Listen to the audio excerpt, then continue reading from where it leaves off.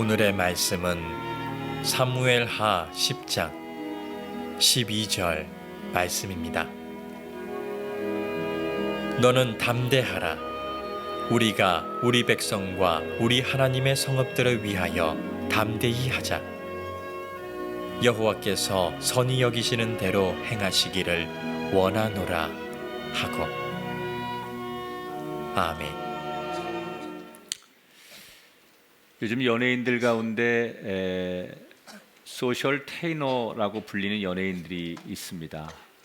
그냥 흔히들 SNS에서 개념 있는 배우들 뭐 이렇게 불려지는데, 이 소셜 테이너라고 하는 말은 사회라고 하는 소셜의 단어하고 엔터테이너라고 하는 말을 합해서 소셜 테이너라고 합니다. 사회적인 문제에 관심을 많이 갖는 연예인들, 근데 영향력이 있죠. 예를 들면 차인표 같은 배우라든지 가수 현, 또 이효리, 이런 배우들이 이 사회적 문제에 대해서 자기의 생각을 이야기하는데 그 이야기가 굉장한 파급력이 있는 배우들, 이런 배우들을 소셜 테이너라고 부릅니다. 인간은 사회적 동물이기 때문에 누구를 만나야 되고, 만나면 피차간의 대화와 또 몸짓을 통해서 영향을 주고 받을 수밖에 없습니다. 근데 어떤 사람은 좋은 영향을 받는 사람이 있고 어떤 사람은 나쁜 영향을 받는 사람이 있습니다. 예를 들어서 어떤 사람과 말을 하고 또 그 시간을 보냈는데 내 마음에 평안이 있고 또 기쁨이 있고 그리고 소망이 있다면 좋은 영향을 받는 거겠죠. 그러나 어떤 사람하고 굳이 많은 이야기를 나눴는데 마음이 굉장히 불편하고 또는 분노하고 좌절된다면 굉장히 안 좋은 영향을 받는 겁니다. 그리스도인의 삶은 언제나 좋은 영향을 좀 많이 끼칠 수 있는 사람이 돼야 되는데, 이 영향을 끼치려면 어떻게 해야 되느냐? 오늘 요압이라고 하는 사람의 이야기가 성경에 등장합니다. 이 요압은 다윗 왕 시절에 다윗을 오랫동안 도왔던 다윗의 군대 장관 중에 한 사람입니다. 그때 요압이 개인적으로 가지고 있는 역량은 인격적으로나 믿음 면에서 볼 때 그렇게 뛰어난 사람이 아닙니다. 그럼에도 불구하고 오늘 전쟁에서 승리자가 되고 업적을 세우는 요압의 인생을 통해서 왜 요압이 이렇게 잘 될 수밖에 없었느냐? 좋은 영향을 받았기 때문이라는 거예요. 지금 다윗은 전성기의 시대를 살고 있습니다. 군사, 외교, 국방, 또 경제, 모든 분야에 있어서 어려움이 없어요. 그래서 주변 나라들도 다 다윗과 잘 지내고 있습니다. 그런데 오늘 10장에 보면 에피소드 같은 전쟁 하나가 일어납니다. 왜 전쟁이 일어나느냐? 이스라엘 다윗 왕 주변에 암몬 족속이 있었는데, 원래 이 암몬 족속과 다윗의 이스라엘은 사이가 좋은 편이었습니다. 그래서 서로 왕래를 하고 교류를 하는데, 암몬 족속의 왕이었던 나하스 왕이 어느 날 갑자기 사망을 하게 됩니다. 그래서 자연스럽게 그의 아들 중에 하나였던 한운이라고 하는 사람이 새로운 왕이 됩니다. 근데 이 한운이라고 하는 아들은 갑작스럽게 왕이 됐는데 젊은 사람이에요. 그래서 경험도 없고 또 아버지만큼 인품이 다듬어지지 않은, 준비되지 않은 왕이었어요. 아무튼 다윗은 그의 아버지 나하스와 사이가 좋은 관계였기 때문에 왕이 죽었다는 얘기를 듣고 조문객을 뽑아서 보내게 됩니다. 그러니까 예우를 갖추는 거죠.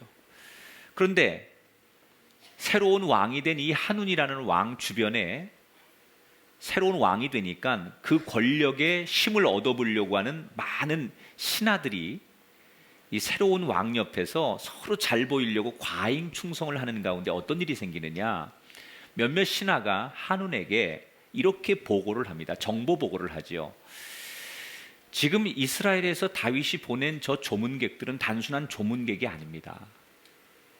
저들 속에는 왕의 의중을 가지고 우리를 정탐하기 위해서 스파이로 온 사람들이 틀림이 없습니다. 그런 정보가 여기저기에서 포착이 되고 있고 그런 얘기가 계속 들어오고 있습니다. 그러니 왕이시여 정신 바짝 차리셔야 됩니다. 단순히 지금 조문하러 온 사람이 아니라 나쁜 의도를 가지고 온 사람들이 틀림이 없으니까 조심하시고 그냥 내쫓아 버려야 됩니다. 이런 오해를 불러일으킬 만한 보고와 정보를 새로운 왕에게 신하들이 계속 던지는 거예요.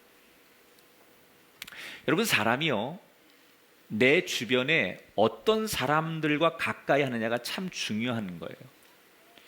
술 좋아하는 사람과 가까이 하면 그 사람 술꾼 됩니다.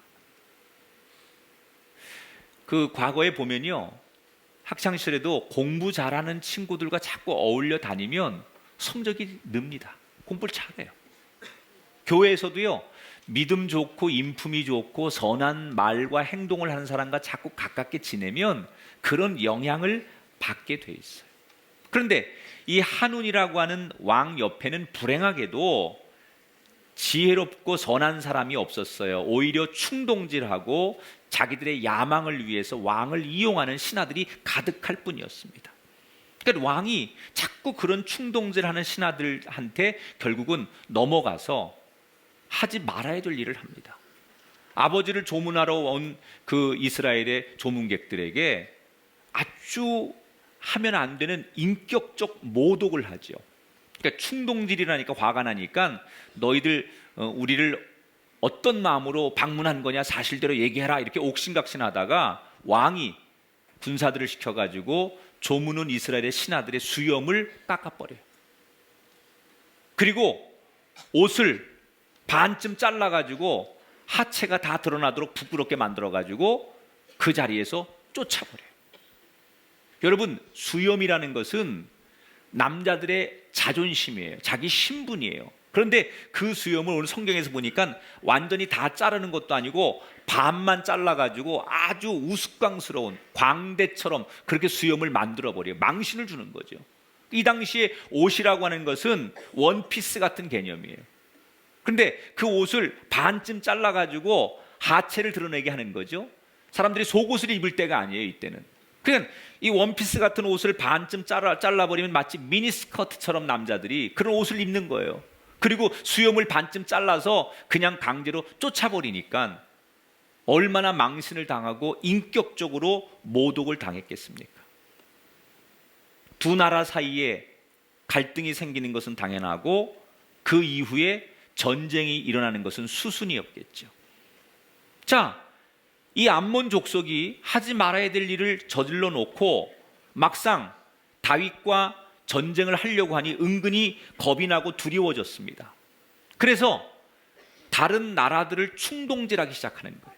지금 이스라엘 주변에 많은 나라들이 있는데 이 암몬 족속의 한운 왕이 다윗과 좀 껄끄러운 사람들 아니면 다윗을 좀 이겨보려고 하는 그런 사람들을 알고서 그런 나라들을 이 전쟁에 끌어들이기 시작해요.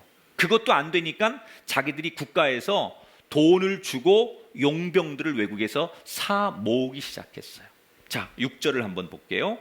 암몬 자손들이 자기들이 다윗에게 미움이 된 줄 알고 암몬 자손들이 사람을 보내 베르홉 아람 사람과 소바 아람 사람의 보병 2만 명과 마가 왕과 그의 사람 1000명과 돕 사람 12,000명을 고용했다. 몇 나라가 뭉친 거죠? 읽고도 몰라요. 5나라. 용병만, 외국에서 온 용병만 몇 명이에요 지금? 36,000명. 33,000명.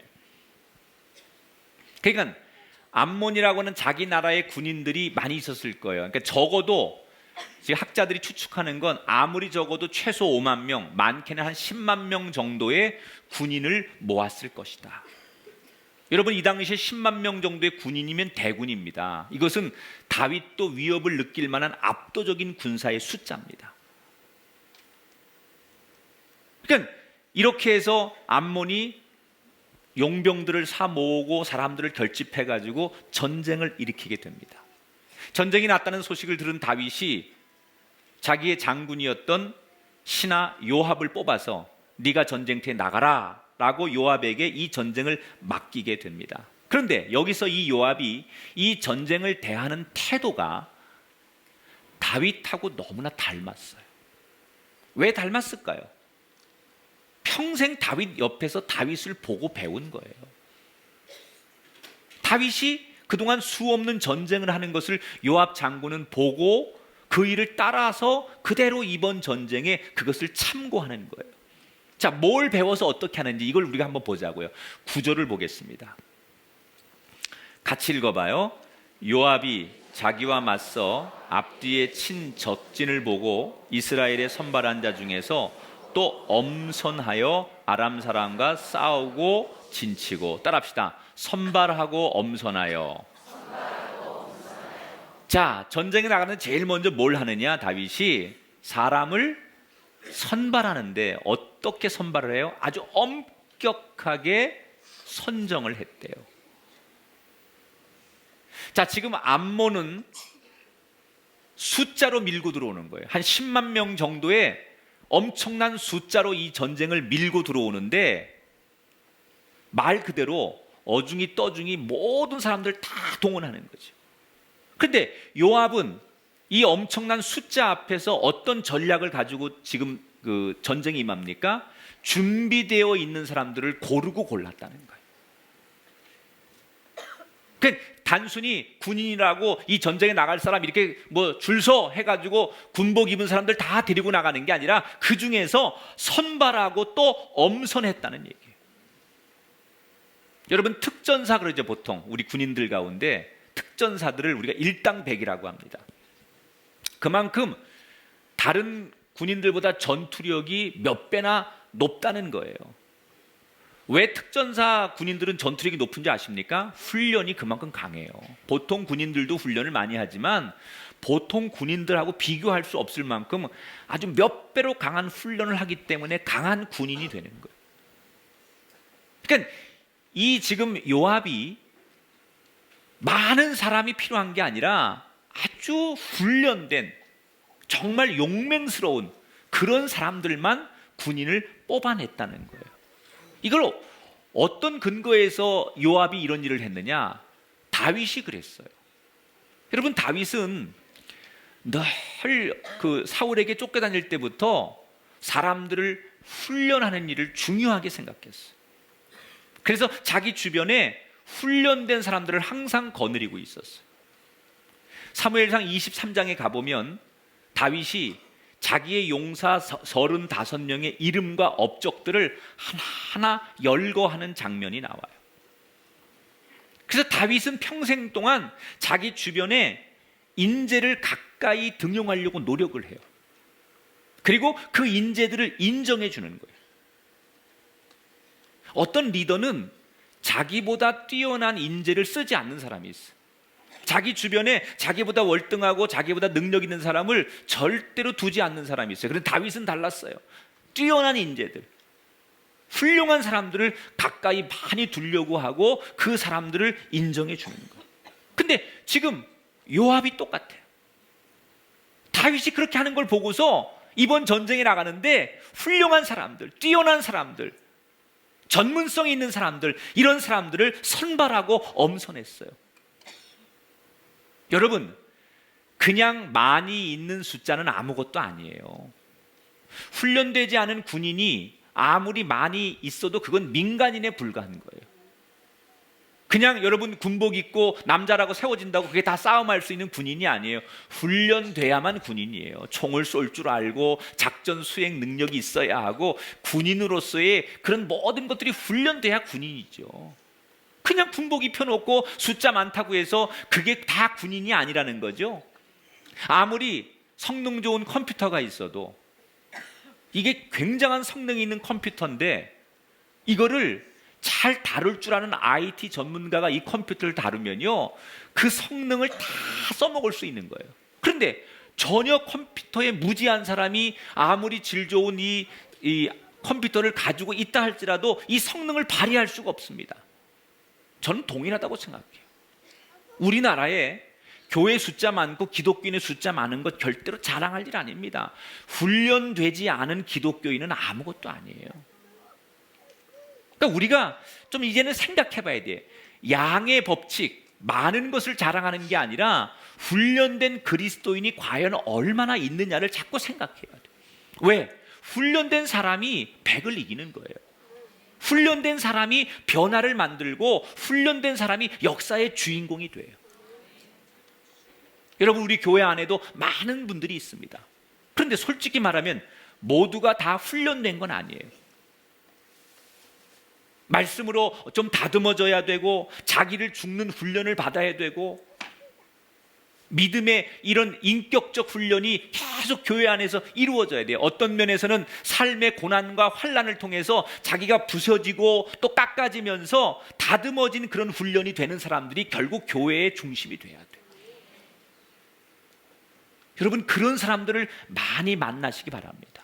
여러분 주변에 참 저분은 말씀으로 다듬어지고 가정의 환난과 여러 가지 인생의 어려움들을 통해서 그저 막 이렇게 흘러가는 바람과 강물 앞에 부딪혀져서 바위가 깎여서 보석이 되듯이 그렇게 많은 세월을 통해서 훈련된 사람이구나 라고 생각되는 사람들을 만날 때 여러분 인생도 복의 인생이 될 줄 믿으시기 바랍니다. 요압은 다윗에게 배운 그대로 인재를 등용하는 거예요. 인재. 이게 승리의 요인이었어요. 많은 사람들 이걸 데리고 나오는 게 이기는 게 아니라 꼭 필요한 사람, 꼭 중요한 사람을 손잡을 줄 알고 그 사람을 골라낼 줄 알고 그 사람을 인정할 줄 아는 이 리더십이 다윗으로부터 왔다는 거죠. 이런 얘기가 있습니다. 어떤 왕이 병에 걸렸는데 모든 의사들이 다 달라붙어서 병을 진료했는데 낫질 않는 거예요. 그래서 그 나라에 최고의 명이라고 일컬어지는 의사를 불러다가 처방을 내리게 합니다. 이 최고의 명의가 지금 왕께서 앓는 이 병은 낫는 길이 딱 한 가지밖에 없습니다. 암사자의 젖을 구해다가 먹으면 이 병은 낫습니다. 이렇게 진단을 했어요. 자, 암사자의 젖을 구해야 되는데 구해올 방법이 없으니까 왕이 공고를 내렸어요. 전국에. 누구든 나를 위해서 암사자의 젖을 구해오는 사람이 있으면 이 나라의 절반을 주겠다. 그러니까 모든 젊은이들이 다 하던 일 팽개쳐놓고 나라의 절반을 얻을 수 있는 기회가 왔는데 한번 도전해보자. 그리고 저마다 다 암사자의 젖을 구하러 떠납니다. 그런데 여러분, 사자가 자기 젖을 내줄 사자가 있습니까? 얼마 전 어린이 대공원에서 사육사 한 분이 돌아가셨는데 사자는 아주 난폭하죠. 더군다나 새끼를 막 난 이 암사자가 새끼 아닌 사람에게 자기 젖을 내줄 리가 없어요. 그 사람들이 용기를 가지고 젖을 구하러 갔지만 누구도 젖을 구하지 못합니다. 그런데 지혜로운 용사 하나가 이 젖을 구하는데 어떻게 하면 사자와 싸우지 않고 사자와 좀 친하게 지내고 노력을 해서 정성을 들여가지고 사자를 잘 길들여서 그 암사자의 젖을 기어이 구합니다. 그리고는 너무 신나서 이제 내가 이 나라 절반을 차지한 왕이 되는 것 같아서 너무 신이 나서 왕궁으로 돌아갑니다. 그런데 너무 피곤한 거예요. 그래서 잠시 쉬어가야겠다 생각해서 나무 그늘 밑에서 잠을 자는데 꿈을 꾸게 됩니다. 꿈속에 어떤 꿈을 꾸느냐, 자기가 암사자의 젖을 구했는데 자기 몸의 신체들이 서로 자기의 공로라고 자랑하는 꿈을 꿨어요. 우선 발이 딱 나오더니, 야, 이번 이 프로젝트에 내가 제일 큰 공로자야. 내가 글리 너희들을 데리고 가지 않았으면 어떻게 우리가 암사자의 젖을 구할 수 있겠어? 이러면서 발이 자기 공로를 자랑해요. 그러니까 눈이 뭐라고 하느냐, 무슨 소리야, 내가 사자를 받고 내가 그 방향을 봤기 때문에 이 모든 일이 가능했던 거야. 그러니까 내 공로가 제일 커. 그러니까 손이, 야, 내가 짰잖아. 내가 짰잖아. 그리고 다 신체들이 자기의 공로를 자랑하더래요. 그런데 아무 말도 못하고 있던 맨 마지막에 이 혀가 불쑥 한마디를 내뱉더래요. 야, 너희들이 아무리 공로가 많다고 해도 나 아니면 다 부질없고 소용없는 짓이야. 그러니까 다른 지체들이 이 혀의 말을 다 코웃음 쳤어요. 야, 다른 것들이 얘기하는 건 다 이해할 수 있어도 너 혀는 네가 한 게 뭐 있냐? 네가 무슨 암사자의 젖을 맛을 보기를 했냐, 뭘 했냐? 너는 아무것도 한 게 없으면서 네가 뭘 한 게 있다고 널 자랑이야. 그리고 이 혀의 말을 다 무시했습니다. 이런 꿈을 용사가 꾼 거예요. 꿈에서 깼는데 이게 무슨 꿈인지 모르겠는 거예요, 용사가. 그래서 이게 무슨 꿈일까? 그리고 고개를 갸우뚱갸우뚱 거리면서 왕궁으로 돌아갑니다. 그리고 드디어 이제 왕에게 자기가 구한 암사자의 젖을 내밀면서 이렇게 말합니다. 왕이시여, 이것은 개의 젖이옵나이다. 혀가 그렇게 말을 해버린 거예요. 그래가지고 이 용사가 이놈의 자식이 누굴 놀리냐고 그래가지고 아주 죽도록 두들겨 맞아가지고 죽지 않을 만큼 맞고 쫓겨났다는 얘기. 여러분, 말이라는 게 참 중요한 역할을 하는 거예요. 어떤 사람은 그 말이 사람을 살리는 말이 있고요, 어떤 사람의 말은 사람을 죽이는 말이 있어요. 일본 속담에 이런 말이 있습니다. 한마디의 친절한 말이 석 달 동안 겨울을 따뜻하게 나게 해준다. 요압이 다윗에게 배운 두 번째 그 영향이 뭐였느냐? 말을 굉장히 긍정적으로 할 줄 알아요. 지금 이제 선발된 군인들을 데리고 전쟁터에 나갔어요. 그런데 앞에 엄청난 10만 가까운 적군들이 있으니까 아무리 훈련된 군인들일지라도 두려움과 겁과 어려움에 직면하게 되는 거예요. 그때 이 요압이 자기의 그 용사들에게 뭐라고 외치느냐? 12절에 보니까 너는 담대하라. 우리가 우리 백성과 우리 하나님의 성읍들을 위하여 담대히 하자. 여호와께서 선히 여기시는 대로 행하기를 원하노라 그랬어요. 좀 두려울 수 있는 그 상황에 동료 부하들에게 뭐라고 말합니까? 저렇게 저들이 숫자가 많고 강해 보이지만 겁내지 말고 너희들 담대해라. 두려워하지 말아라. 이걸 누구한테 배웠어요? 다윗에게 배운 거예요. 다윗이 전쟁할 때마다 용맹스러운 그 모습을 요압은 다 배운 거예요. 여러분, 다윗이 골리앗 앞에 나갈 때 너는 칼과 창으로 내게 오거니와 나는 여호와 이름으로 나가노라 그리고 담대하게 골리앗을 무너뜨린 모습도 봤지요. 또 사울이 잠자는 곳까지 다윗이 몰래 내려가서 그의 창을 가져오는 그 담대함도 봤지요. 요압은 다윗을 다 목격했던 거예요. 그래서 그대로 다윗에게 배운 대로 이 위기의 상황 속에서 부하들에게 뭐라고요? 두려워하지 말아라. 여러분, 하나님께서 여호수아가 지도자가 되었을 때 제일 먼저 주신 말씀이 뭐예요? 담대하라, 두려워하지 말아라. 모세가 200만의 이스라엘 백성들을 데리고 가나안을 향해 출발할 때 하나님이 주셨던 첫 번째 메시지가 뭐예요? 두려워하지 말아라. 하나님이 우리 기도에 응답하실 때 가장 좋은 응답이 뭔지 아십니까? 여러분에게 두려워하지 말라라는 음성을 주시는 거예요. 사람이 두려움을 가지면 절대로 건강한 인생이 될 수 없어요. 여러분, 두려움을 갖는 사람이 창의적인 일을 할 수 있습니까? 못합니다. 그래서 하나님이 우리에게 주시는 가장 큰 축복이 뭐냐? 두려움을 이기게 하시는 거예요. 오늘 여러분이 받는 가장 큰 축복 중에 나는 교회만 오면 마음이 평안해. 나는 찬송만 부르면 걱정이 사라지는 것 같아. 나는 십자가만 바라보면 염려가 안 생겨. 그거 축복입니다.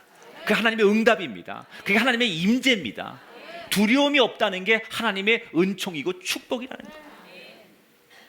이 요압은 두려움을 물리치는 격려와 용기의 말을 해줄 줄 아는 사람이에요. 말을 잘한다는 것은 여러분 유창하게 논리적으로 얘기하는 게 아니라 사람의 마음을 움직여서 행동하게 만드는 게 말을 잘하는 거예요. 예를 들면요, 부모님들이 자식들한테 맨날 공부해라, 너 그러면 안 된다 그러고 100마디를 얘기하고 1년 내내 얘기해도 애들이 말 안 들으면 그건 잔소리라고 해요. 그런데 그 여러분 자녀들이 정말 좋아하는 친구 얘기나 선생님 얘기나 아니면 선배나 아니면 자기가 좋아하는 유명한 연예인들이나 멘토가 너 그렇게 하면 안 돼, 이렇게 해야 되라고 한마디 딱 던졌는데 그 얘기에 애가 확 바뀌면 그걸 뭐라고 해? 그게 말 잘하는 거예요. 사람의 인생을 바꾸는 그 말이 영향력 있는 말이라는 거예요. 지금 요압의 말 때문에 두려움을 가졌던 용사들이 두려워하지 말아라, 하나님 뜻대로만 하면 된다라는 이 말 때문에 모든 이스라엘 백성들이, 용사들이 두려움을 갖지 않았다는 거예요. 여러분, 요압처럼 격려하는 입술이 되십시오. 여러분도 여러분 자녀와 여러분 주변 사람들에게 이렇게 용기와 담대함을 나눌 수 있는 입술이 되시기를 주 이름으로 축원합니다. 격려라는 게 여러분 그런 거 아닙니까? 걱정해 주는 게 격려가 아니에요. 예를 들어 어떤 사람이 병원에서 큰 몹쓸 질병을 얻었어요. 가가지고 위로해 준답시고 하는 얘기가, 병원에서 오래 못 산다고 그랬다며? 아니, 의학적으로는 방법이 없다는데 어떡하지? 이게 위로입니까? 이게 격려입니까? 격려는 그런 게 아니에요. 힘내. 내가 아는 사람도 의사는 안 된다고 그러는데 10년, 20년 건강하게 사는 사람들 많어. 요즘은 의학에서도 고칠 수 없는 자연치유나 여러 가지 방법도 많고, 특히 하나님이 고쳐서 기적적으로 기적이 일어나는 사람들 많으니까, 난 그런 사람들 너무 많이 경험했으니까 용기를 내. 나도 기도해 줄게. 그 두려운 마음을 갖고 걱정을 가진 마음 사람 속에 그 두려움과 걱정을 몰아내게 해주는 것이 용기의 말이라는 거예요. 여러분의 입술이 요압처럼 그런 말을 남길 수 있는 분들이 되시기를 주님의 이름으로 축원합니다. 자, 이 요압이 다윗처럼 그렇게 똑같이 행동합니다. 그런데 사실 요압이 여러분 그러면 믿음이 좋은 사람이냐? 아닙니다. 제가 오늘 시간이 없어서 요압에 대한 인물을 구체적으로 설명을 못하지만, 요압은 믿음 좋은 사람도 아니고 인품이 좋은 사람도 아니에요. 흠이 많은 사람이에요. 그런데 왜 이렇게 그가 축복을 받느냐? 이유는 하나입니다. 다윗 옆에서 머물러 있었고 그 다윗의 영향을 받았기 때문에 그렇게 사는 거예요. 그러니까 원래 그 사람이 가지고 있는 능력과 인품과 믿음이 훌륭하고 출중하기 때문에 복을 받는 게 아니라, 훌륭한 사람 옆에 머물고 그 사람의 영향력을 받는 것만으로도 그 사람이 복을 받더라는 얘기예요. 다윗이 한 그대로 훌륭한 인재들을 등용하고 격려를 합니다. 그리고 전쟁에 나갔는데 결과가 어떻게 돼요? 대승을 거두는데, 대승이 정말 엄청난 대승을 거둡니다. 자, 13절을 볼게요. 같이 읽어봐요. 시작. 요압과 그와 함께한 백성이 아람 사람을 대항하여 싸우려고 나가니 그들이 앞에서 도망하고 그랬어요. 자, 전쟁에 나갔는데, 요압의 군인들이 나갔는데, 우선 이 지금 군인들이 아람 족속이죠. 이 아람 족속이 용병들이죠. 외국에서 온 용병들이, 워낙 요압의 군인들이 숫자는 적지만 눈빛이 살아있는 거예요. 사람이 눈을 보면 알잖아요. 응? 그런 눈 말고, 지금 그렇게 졸린 눈 말고, 지금 사람이 눈빛이 살아있어요. 막 눈이 이글이글거리고 내가 여기서 죽어도 좋다, 막 뭐 이런 눈빛. 응? 이런 눈빛에, 그리고 뭐 이렇게 막 악으로 깡으로 뭐 그런 군인들이 있잖아요. 뭐 그런 거겠죠. 그런 사람들만 데리고 나간 거 아니야. 그러니까는 뭐 번호 그래도 하나 둘 이리가 아니라 뭐 이런 군인들이 있잖아요. 막 노래를 불러도 뭐 이런 악으로 깡으로 막 이런 막 그냥 군인들이 나가가지고 가자 뭐 이러고 막 그러니까는 저쪽에 상대의 군인들이 겁을 지레 먹은 거예요. 그래서 싸우기도 전에 이 엄선되고 선발된 군인들의 모습을 보고 기겁을 하는 거예요. 용병들이잖아요. 돈 받고 온 사람들이잖아요. 돈 때문에 왔는데 잘못하다가 목숨을 잃게 생겼거든요. 그러니까 하나둘씩 군인들이 두려움을 갖기 시작했어요. 여기서 죽으면 안 된다. 돈이고 뭐고 살아야 되겠다. 그리고 외국에서 온 용병들이 무슨 국가관이 있겠습니까? 무슨 군인의 정신이 있겠습니까? 대충 싸우다가 돌아가려고 했는데 안 될 것 같으니까 모두 주랭랑을 치기 시작하는 거예요. 그러니까 14절에 보니까 이 용병들을 고용한 암몬의 군인들 역시, 암몬 자손은 아람 사람이 도망함을 보고 그들도 도망했다 그랬어요. 그러니까 먼저 용병들이 도망을 가니까 암몬의 군인들도 이거 뭐야, 왜 도망가는 거야? 제가 우리 다 죽는 거 아니야? 가자, 우리도 가자. 그리고 군인들이 전의를 잃고 싸우기도 전에 다 도망갔다는 거예요. 결국 무슨 얘기예요? 요압의 장군은 전쟁하지 않고 이겼다는 거예요. 피 흘리지 않고 이겼다는 거예요. 여러분, 이 암몬 자손이 자기들 운명이 걸린 문제예요. 그런데 왜 도망갑니까? 사람이 무엇을 보느냐가 중요한 거예요. 자기들 눈에 겁을 지레먹고 패망하고 도망가는 아람 군인들이 보이니까 자기들도 그걸 보고서 두려움이 생기고 도망을 가는 거예요. 요압은 믿음 좋은 사람도 아니고 훌륭한 인격자도 아니지만 큰 공을 세우게 돼요. 자, 결론입니다. 왜 요압이 이렇게 잘 됐습니까? 다윗을 떠나지 않고 다윗 옆에 머물면서 다윗이 가지고 있는 행동하는 그 모든 것을 보고 영향을 받은 거예요. 영향을 받은 거예요. 이걸 선한 영향력이라고 해요. 다윗이 가지고 있는 그걸 그냥 지켜만 봐도 영향을 받는 거예요. 여러분, 내 자신이 내가 가지고 있는 능력이 인품과 믿음이 출중하지 않아도 여러분들이 좋은 사람 곁에 머물러서 그 사람을 바라보기만 해도 여러분의 인생에 복이 된다는 것을 기억하십시오. 요압의 축복은 그거예요. 요압이 가지고 있는 개인적인 역량이 출중해서 복을 받는 게 아니라 선한 영향력을 받는 사람 옆에 머물러 있었기 때문에 그 머무름 때문에 받는 축복. 저는 이 말을 이렇게 해석합니다. 오늘 우리 꿈의 교회 성도들은 우리는 무엇보다 예수 그리스도의 선한 영향력 아래 있는 사람들이에요. 여러분, 우리가 배워야 할 사람들이 많겠지만 무엇보다 우리가 배워야 할 분은 예수 그리스도. 죄와 죽음과 사망과 모든 흑암을 이기신 예수 그리스도 옆에서 떨어지지 않고 그분 안에 머물고 그분과 교제하고 그분의 영향력 아래 있을 때 예수 그리스도가 살았던 삶의 방식이 우리의 삶에 고스란히 전해지기 때문에 우리가 이 악한 세상에서 예수님처럼 이기는 자가 되고 승리자가 되고 넉넉한 자가 되는 줄 믿으시기 바랍니다. 예수님이 살았던 삶의 방식, 낮아지시고 원수를 섬기고 제자들의 발을 씻기고 가난하고 억눌린 사람들의 편에 서서 그들을 도왔기 때문에 더 큰 승리를 이뤘던 그 예수님의 영향력 아래 우리가 머물면서 그분이 했던 것을 보고 배우고 그분이 했던 것을 우리가 따라할 때 내 삶은 좀 부족할지라도 그렇게 배우기를 열망하고 그분의 영향력 안에 거하기를 원할 때 우리의 인생에도 요압처럼 기적과 같은 승리가 일어날 줄 믿습니다. 여러분, 정말 큰 승리를 맛보기를 원하신다면 예수 그리스도의 영향력 안에 머무르시기를 축원합니다. 그때 우리가 말할 수 없는 기쁨과 말할 수 없는 은혜가 찾아올 줄 믿습니다. 사람은 닮는 거예요. 자꾸 닮는 거예요.